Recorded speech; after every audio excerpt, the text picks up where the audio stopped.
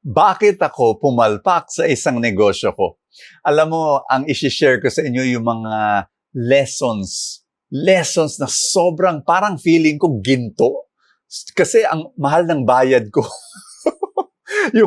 yung pain, yung sakit na nararamdaman ko, tsaka yung lugi ko. Ay nako, yun ang aking tuition fee sa pagbayad ng mga lessons na to.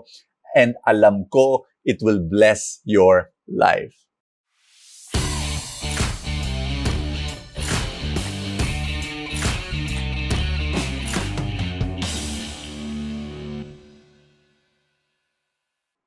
So ito nangyari sa akin. Gusto kong pumasok sa isang negosyo. Ito yung negosyo, bibili ako ng mga lumang Mercedes-Benz. Yung talagang kalakalawang, hindi umaandar, bibiling ko yun, gagawin kong napakaganda na bridal cars. So yun yung konsepto, okay, di ba? Alam mo kung bakit ako pumasok? 3 bagay. Number 1, gusto ko yung mga vintage cars yung mga luma. Talagang minsan pupunta pa ako sa bookstore, tapos bibili ako mga lumang issue ng mga vintage car magazines, no? Bawat page may mga picture, recreation ko yan. O kaya online, titingin ako ng mga lumang, wala lang, ang sarap tingnan. So number 1, meron akong interest, di ba? Gusto kong makita yung mga. Number 2, may konting pera tayo na nakatabi, na nag-invest na ako sa stock market dahil okay naman yung mga ibang negosyo ko. So ito, extra na lang. Inisip ko, sige, bibili ako. May konting pera. Number 3, meron akong kaibigan na siya ang magpapatakbo ng negosyo kasi wala akong oras. Busy sa ministry, busy sa mga ibang negosyo ko. Wala akong oras. Yung kaibigan ko, sinabi niya, sige, ako bahala, I will run it. So yan, inisip ko, okay. Pumalpak. Alam mo, may nakita akong lumang Benz. 50,000 lang. No? Kalakalawang, talagang hindi na umaandar. Binili ko. Tapos bumili pa ako isa. 6 yun. Nang binili ko, sinabi ko, game! Alam mo kung bakit bumagsak? Hindi man nag-take off. Number 1, you need more. You just don't need excitement. You need expertise sa isang negosyo. You just don't need passion. Passion is important, pero kulang yun. Kailangan ng proficiency. Kailangan ng precision. Importante yun. Very, very important. Parang ito siyempre, natuto na tayo. So, pag minsan I talk to somebody, sinabi niya, gusto ko magkaroon ng restaurant, Brother Bo, isang coffee shop. Oo, imagine ko sarili ko, nakaupo sa isang table, doon sa restaurant ko, araw-araw bibisitahin ko, nagpakape-kape lang, tinitina ko yung mga customer ko. Yung gano'n, ang sarap. Kasi enjoy ko sa mga restaurant. Pumupunta pa ako sa ibang lugar para mag-restaurant. So, gusto ko. Tanong, may alam ka ba? Nagtrabaho ka ba sa isang restaurant? Hindi. Ay naku, magtrabaho ka muna. Yun dapat ang ginawa ko.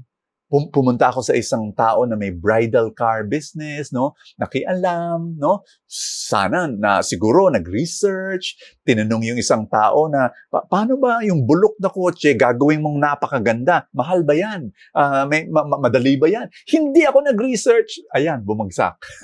So number 2, no? So number 1, expertise, Number 2, you just don't need money. You need management. Akala natin kasi money will solve everything. Naku, hindi. Kaya maraming tao, mga OFW, may konting pera na katabi. Kung ano-anong pinapasok nila kasi may pera. Ang pera, hindi sapat yan para sa isang matagumpay na negosyo. Ito na, pangatlo. Yung kaibigan ko na sana magpatatakbo ng negosyo, nagkaroon ng job offer. So sinabi, sige, go. Okay yan. So, ito yung problema. Wala akong kaalam-alam sa negosyo. Ayan na. So, very important. Mga kaibigan, basically, itong dahilan kung bakit bumagsak yung aking negosyo. Are you listening to me? Ito, hindi ko inamin sa sarili ko na wala akong alam. Hindi ko inamin sa sarili ko yung aking kahinaan. Pride and ignorance, sasabog yan. Papasabugin yung buhay mo. Pride and ignorance. Ang ebanghelyo natin ngayon, ang ganda. Si Zacchaeus, maliit na mama, umakyat sa puno, nakita ni Jesus, nagbago buhay niya. Bakit siya umakyat ng puno? Alam niya. Inaamin niya, maliit siya.